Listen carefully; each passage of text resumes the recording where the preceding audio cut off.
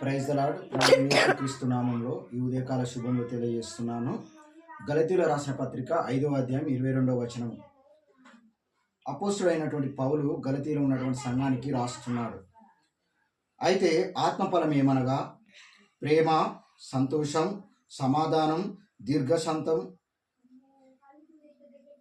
దయాళుత్వం, మంచితనం, విశ్వాసం, సాత్వికం, ఆశా నిగ్రహం. ఈ 9 ఫలాలను దేవుడు కలిగి ఉండమని మరి అపోస్తలుడైన పౌలు ద్వారా సంఘానికి హెచ్చరిస్తున్నాడు. అయితే ఆయన మొట్టమొదటగా ప్రేమ కలిగి ఉండమని తెలియజేస్తున్నాడు.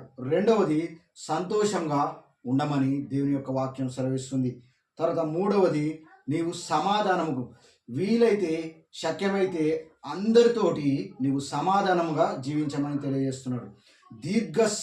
శాంతము కలిగి ఉండమంటున్నాడు. ఇంకా దయాళుత్వం అనగా నీలో ఉన్నటువంటి ఆ ప్రేమను ఇతరులకు పంచాలి. తర్వాత మంచితనము, నీవు మంచితనమును కలిగి ఉండమంటున్నాడు. విశ్వాసము, మరి అనేకులకు మాదిరికరంగా నీ యొక్క జీవితాన్ని విశ్వాసంగా కలిగి ఉండమంటున్నాడు. సాత్వికమైనటువంటి మనసు కలిగి ఉండమంటున్నాడు.